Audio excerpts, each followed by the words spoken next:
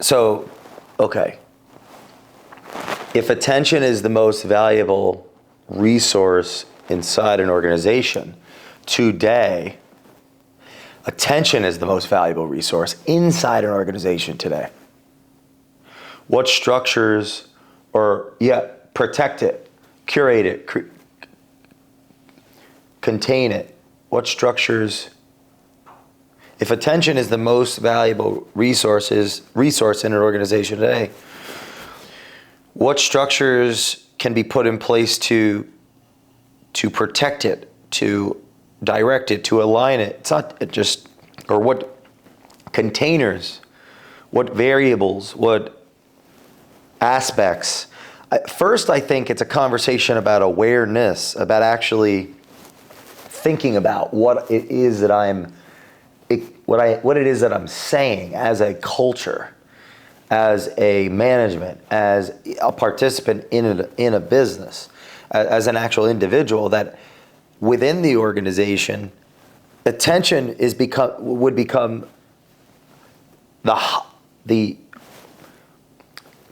it's like, it may have always been, it's so obviously the most valuable resource, so obvious it wouldn't be talked about, thought about, or needed to be discussed. The focus could be on labor, optimization, capital, right? Here's your role, here's your responsibilities, here's your pay, and the expectation is, as an individual, you will be bought in. You have your own self to worry about, to contend with. The borders and the boundaries are implicit in the frame, in the frame, and the context is like, here's your roles, here's your responsibilities, here's your pay, here's what we are. You signed up, you took the job. It's all there. I mean, here's your role, here's your responsibilities, here's your pay. You either know what you're doing or not. It's like, it's pretty simple. Now we're all going to be working. We don't need to have conversations about why this company exists, what it means to the world, what it means to the environment, what it means to our customers, what it means to who you are as an individual, as an actual person. We don't need to have a conversation. In the past, we didn't need to have a conversation about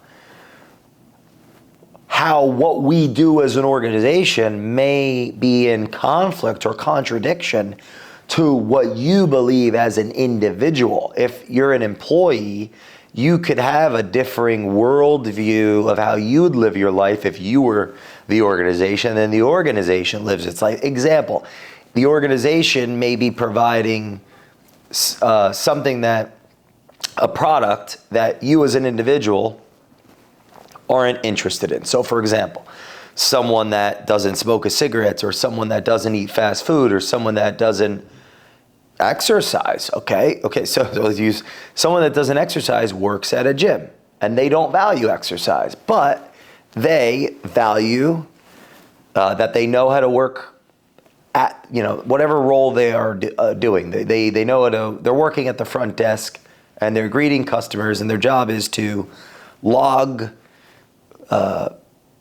is to pay attention to who comes in and that they check in, and to assist in any way at the front desk, whatever the members of that gym would need, would want. So it doesn't take, they're not a trainer, they're not a manager of training, they don't work out. Yes, they're in a gym, they don't work out, right? They work for a church, they don't necessarily believe in that specific deity. They are a bartender, they don't drink, but they tend the bar. But you see, you've been saying, like, they don't drink, maybe they don't ever want to drink, but they could still do their job because they know how to make a drink for someone else. Their identity of like how they live their life may be in contradiction to what the purpose of that bar is to create and keep a customer in a Drucker sense, to serve the liquor, or like that gym's existence is to have a container for its customers to exercise and to aspire to their health goals. So the person working at the gym that does not on a personal level exercise in the past may not have had a problem with working for that company, because despite their personal identity, what they did with their time, what they valued, how they lived their life on a personal level, although it's being contradicted in form, in function, and by their employer, they're okay. They're not in an elevated state of anxiety where they can't think or speak or are unwilling to engage in reasonable dialogue, relationship with customers that walk through the gym, because how they live their lives is opposite or incongruent with the organization's function based on why it exists, which is to provide a place for people to exercise and do the health. The employees don't have to live the exact same life. In the bar example, the bartender, the person that works for a cigarette company that does not smoke, in the past may have been willing to, they know how to, if they're in finance or they're in accounting and they're in the office looking at numbers, their role is to look at the numbers and make sure things are in the right accounts, and whatever they're doing within the accounting department that just so happens to be a part of a cigarette company that provides that product to a specific consumer has an accounting and a department. An accounting department is a general department across any sector, any industry, any company. So the person that went to college or to school for the accounting, that's their individual passion, is developed through that aspiration to become the accounting person within some organization. The accountant, they are the accountant. They have had that goal to become that thing outside of themselves, that future them that knows ABC around numbers and around how to look at that through the business lens. And that's part of their identity and what they know at work, which is separate from their personal identity at home. And so they take the job. Maybe in the past, when culture is a lagging indicator, not a leading indicator in business, they take the job. They can compartmentalize who they are. They are not a smoker, but they are an accounting person in accounting department within an organization that the product happens to be cigarettes, or they are not a drinker or a consumer of alcohol. However, they're a single parent with lots of mouths to feed. They're accountable to parents or other family members at home, and they don't have a job or a way to earn income, and they may not have other qualifications or believe they have the qualification to do as much as maybe they could, or maybe they really don't, and they decide through a friend they met at the gym, because this person exercises at the gym, and that person says, man, you would be a great bartender. Well, I don't drink, but you would be great because you learn quickly, you're great with people, I think you'd get a lot of tips. I know you really need capital because you're accountable to all of these bills based on your life. And yeah, although you don't drink and you don't even really like the idea of people drinking because someone in your family, because that's interesting, because someone in your family was once suffered from alcoholism, and so on a personal standpoint, there is a degree of suffering at some level, but you're able to compartmentalize that because you need no job, and you think, wow, I can make that much money as a bartender, even though I don't really drink. I don't like it that much. In my family tree, it's not the best thing possible, but I've got a lot of mouths to feed, and so I'll take the job because I trust the friend who's, and me, I know them. It's not just what you know, it's who you know, and I don't know a lot, and at least according to the culture, because I didn't get the degrees and did it, and now so I take the job. That person takes the job as the bartender, even though they don't drink, and they're working for the bar that provides that thing, that what, based on its why, its organizational identity, its culture of, whatever the outcome it's associated, right? It's like, doesn't even need to be talked about. People go there to celebrate or to, it could be celebrate or whatever. The customers go. And so now you think, okay, where am I? What are we talking about right now? In the past, people's personal identity had maybe as a whole had less. Was less of a culture piece, a puzzle piece, fitting in the puzzle of the organization.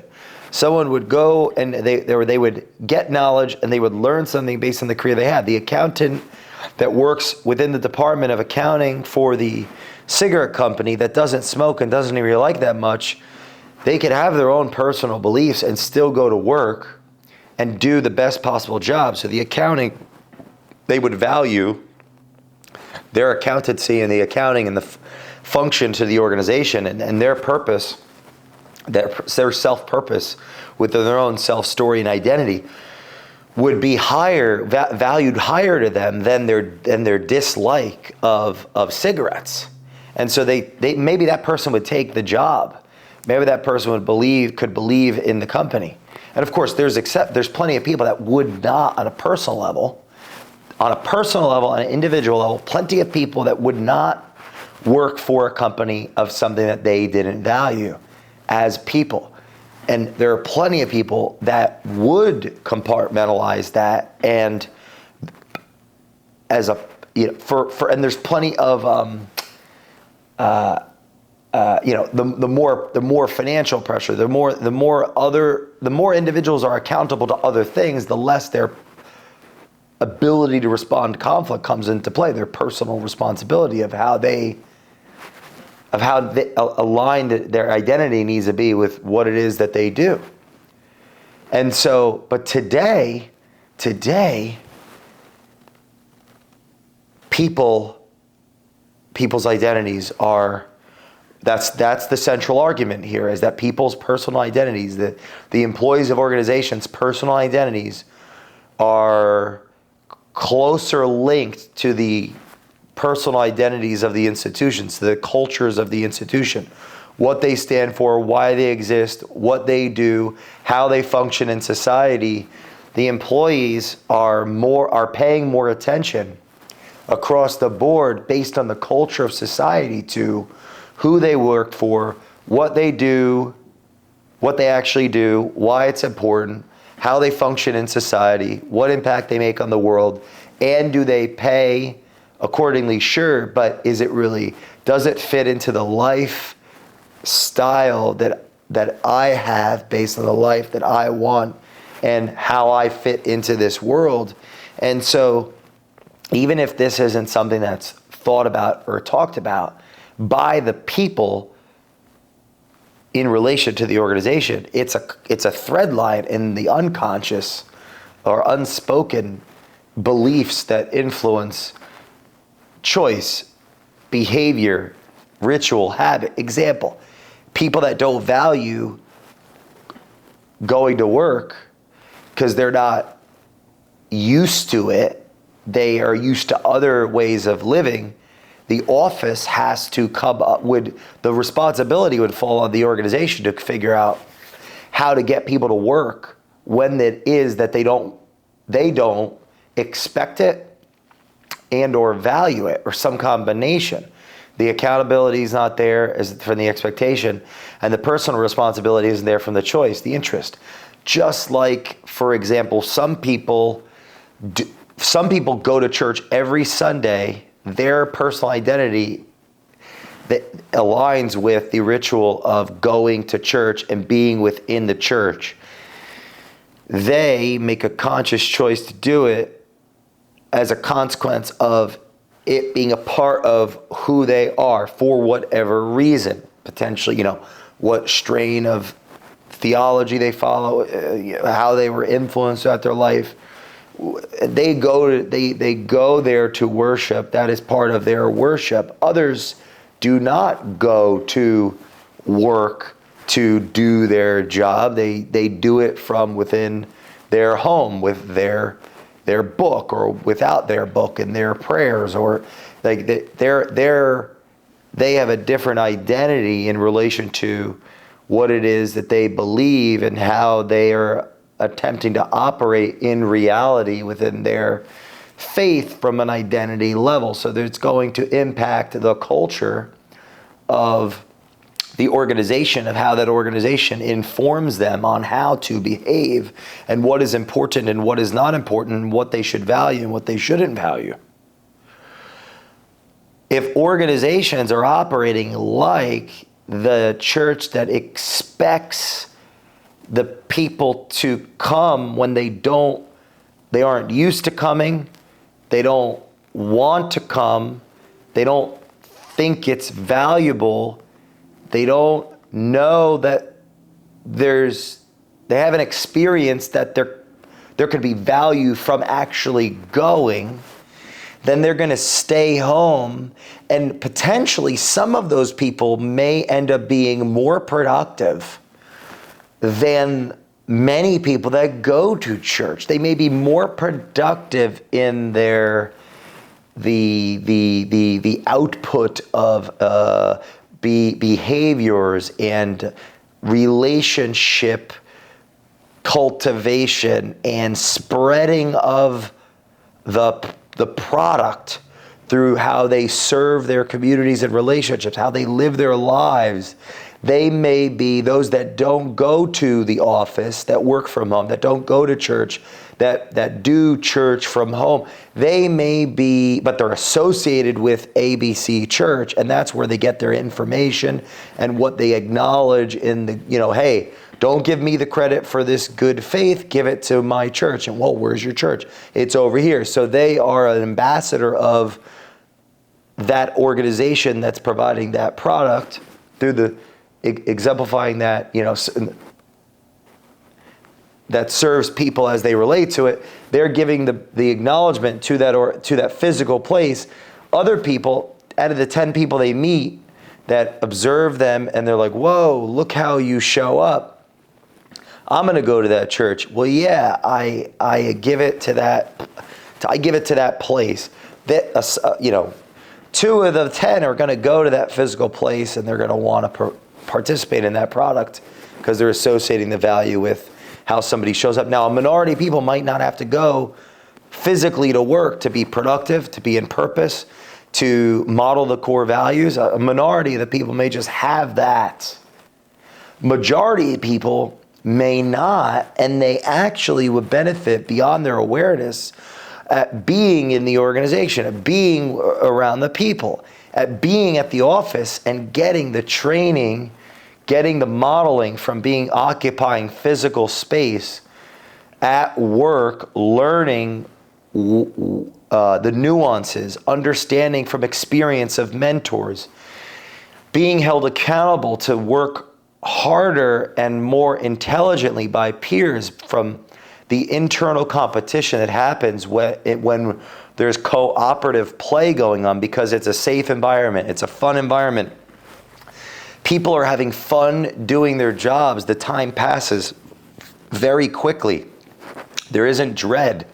They're not worried about the work the next day.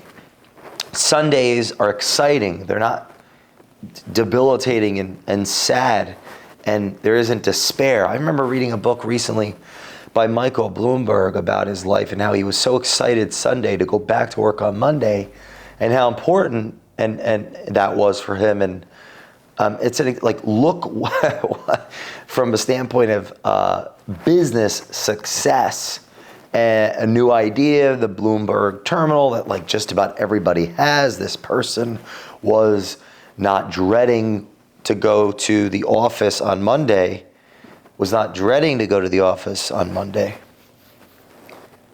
inspired to go to the office, to work. Right? What does that even mean? To sacrifice what he may have wanted in a moment for something desired in a possible future, sacrifice of time and space, that person's attention is on the task at hand, which is also tied to somebody else, and that reveals their intention to serve customer explicitly, even if their implicit intentions are self-serving and about themselves and their own, if each individual has that personal identity or ego essence that is like a hard shell. Yeah, it's like a hard shell. The spirit can work through the shell. So if you have a bag of shells and you shake it, you shake the shell, you shake these hard shells. There's 100 shells in a bag. You shake it really hard, and they're hard enough. Maybe they'll all crack like eggs. All right, we'll use eggs as an example. Like eggs, they're hard, and the harder you shake it, they'll crack. The harder you shake the culture, the foundations of the culture, the more adversity the culture goes in, the harder the shells, the easier it is for the speed, for the adversity that happens, for them to crack. There's a low trust culture, high adversity. Low adversity, high trust would create a softer shells, and then it becomes high trust. Low adversity, high trust, soft shells, and then low adversity, low trust. Where I was going somewhere with this. Low adversity, high trust, softer shells, high adversity, high trust, harder shells, but you don't want them to crack. So it isn't that you want the shells to crack and then for the liquid to go and ooze out in the bag, because someday that those shells, what's in there will turn into life beyond just this shell. It'll but there's some type of spirit or is it how it's shaken? Is it that it's shaken? It will be shaken. There will be adversity, and that's an inevitable. Imagine it. And you don't want the shells to crack. If they're too soft, they'll crack. If they're too hard, but if they're too hard, they could crack too, depending on the speed. So too soft, they crack easily under pressure. The more pressure, if they're too hard, they crack. I would think if the faster that the bag of eggs, I keep saying shells, hard shell around an egg, right? There's a nucleus. If there's 100 eggs in a jar, the container also matters how hard that is. Because if it's hard on hard, the faster it goes, it's going to crack.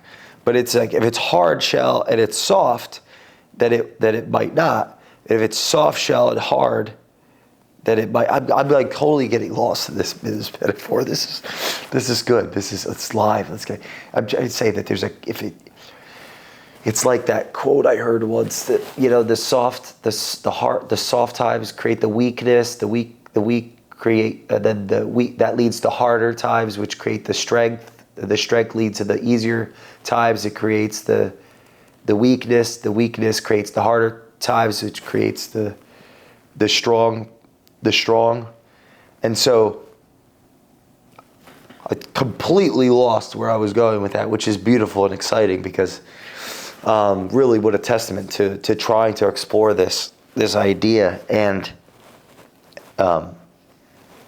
even this example, I'm attempting to explore this idea about the responsibility that's falling on organizations in relation to the people, because the attention because attention is going to become a higher value resource. Attention, because the attention of the labor influences how they show up in relation to the organization. Do they even want to work there? And then that, of course, influences distribution of value to the customers, which brings capital back to the organization. So, and then that capital then is reinvested and reallocated back into the ecosystem, which then leads to more capital coming back. And the capital reflects energy, and the energy is is within time and space, and so it has a relationship with the attention of the people that work for and with and through the organization, how much value is created. And my one of the points in this dialogue here is that organizations are in competition at a higher. Is it higher or is it different? I want to avoid higher because it implies that things have changed when maybe nothing has ever really changed.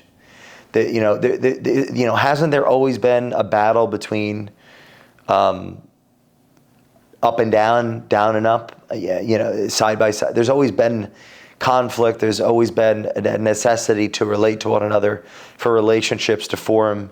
So maybe I don't need to imply some kind of progressivism or digression, or right? Are we progressing into the future and evolving, or the other side of that is people are saying we're devolving, we're digressing, we're regressing. Does it have to be either of them, or is it a bit of both? A bit of both is always occurring, and our part of life is distinguishing between, and not between the two, but just between, and we do that as individuals and as groups and as counterparties. And if what it is that I'm exploring can be any type of catalyst for not only myself, to then after this, I will go and write and I will do my best to expound or just separate and distinguish and to siphon and to exercise and to edit or not edit but craft or shape or mold or go expound on or extend these exploratory thoughts in a container. And that's what we're talking about today, is about if the tension is valued.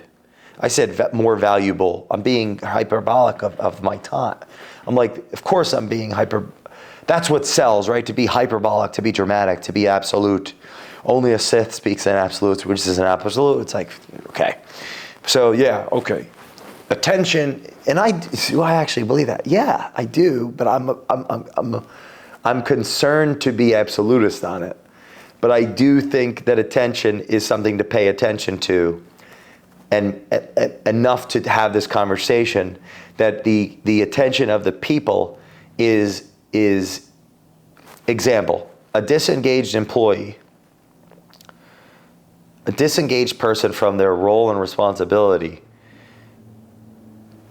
has a phone in their pocket that can help lower anxiety and increase dopamine, like lower tension and lower bad feelings and increase good feelings momentarily for as long as it's like getting a sugar high. It's like here's the example. If everyone at the office is disengaged with their company, there's something going on with the organization. The containers have been broken. The structures are not. The information is not flowing. The intention is in question. There's less trust of the institution. There's less respect for the institution. And now the institution is coming down hard on the people. The people will start to fight each other, and their personal identities will become more prevalent, become higher elevated of their consciousness, less implicit and more explicit, and now they'll start going against themselves, each other, the organization. They want revolution. None of that makes a company more valuable to its customers, and ultimately it's going to start losing. Its debt is going to increase, and its equity is going to diminish, and its return on equity is going to diminish, and its ability to colonize, meaning to buy companies and integrate them and fold them in and continue to to compete in the marketplace. When I said buy companies and fold them in, it's like if there's other companies that are the Davids, and they're fighting the Goliaths. Yes. If there's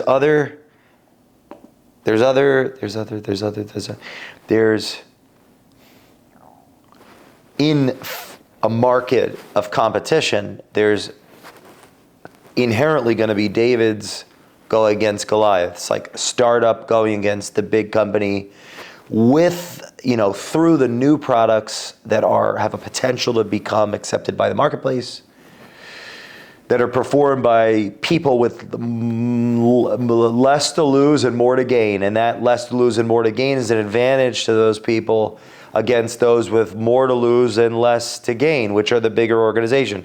Goliath has more to lose and less to gain. David has less to lose and more to gain. David believes in something bigger than himself and is afraid, but is willing to take the risk. The entrepreneur take on risk. An entrepreneur is an individual open and willing and that does take on risk. And so the big organizations want to buy, instead of Goliath trying to kill David, Goliath can partner with David and say, you know what? I'm going to respect your beliefs and your identity and what you are providing to the marketplace, and I'm going to write you a check, and I'm going to take the best of you into my army or into my flock, and there we go. Now we have, but with colonization, with acquisition, sometimes that doesn't work always.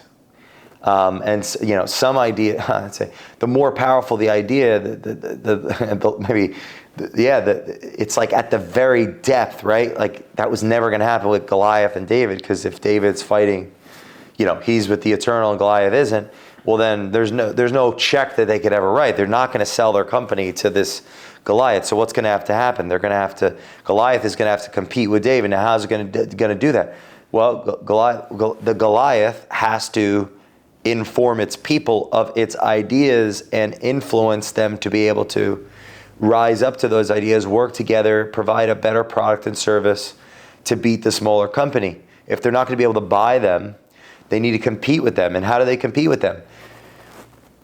They have to take risks where they have more to lose and less to gain. And that's part of, and how do you take on risks where you have more to lose and less to gain? It's not rational. Why would you take on a bigger risk where you have more to lose and less to gain? It's not mathematical. The numbers don't make sense. It's not rational. It's beyond rationality. And the big organizations that grow beyond rationality are the ones that innovate. They say innovate. Nobody knows how to innovate. People just innovate. What I'm trying to do in these books and thinking through this is, how do you actually innovate? You have to understand. It isn't just customers, it's the people and the people and the customer and how the people relate to the organization. Organizations are not able to just focus on labor and production and the what's and the how's. They must focus on the why's and the who's. And that's always been a strategic advantage for business owners, for businesses, for organizations throughout as long as industry has been in existence. All the brilliant management people have said this in different ways through whatever theologies they did or didn't consciously believe, but whatever behaviors that they modeled and how they lived their lives. And today it is part of the operating system of business to understand the story and the stories of the people, and to, at the very minimum, have containers that influence psychological, that create the space for psychological safety. What does psychological safety actually mean? what does that actually mean?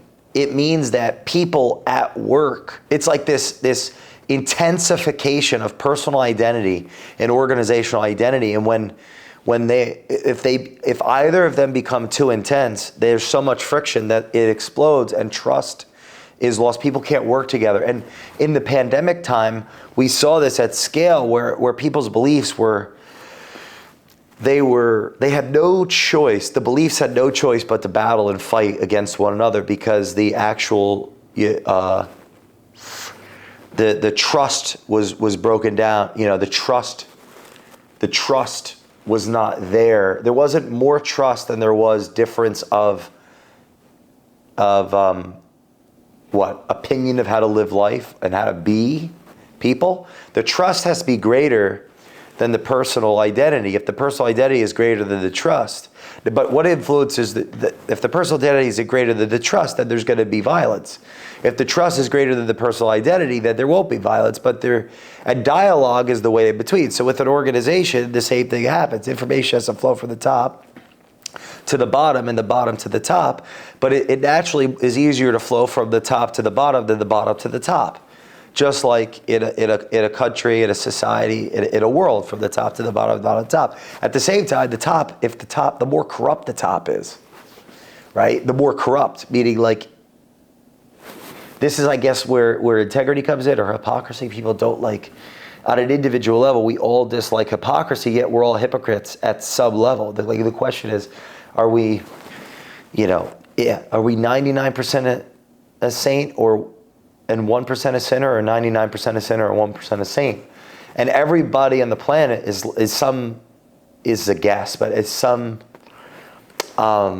percentage of is on some continuum of this distribution. And what does that have to do with business and organizational culture and architecture? Is that organizations have more responsibility, have to have the ability to respond to the accountability they will face from new generations of human beings that view work differently, have different values, how they relate to the world is different, and their personal identities are higher order for them. Therefore, the trust in the organization has to be high, and that has to do with what it does and why it does it, and how congruent it is with everything it says and everything it does, because they will be in question constantly by the people.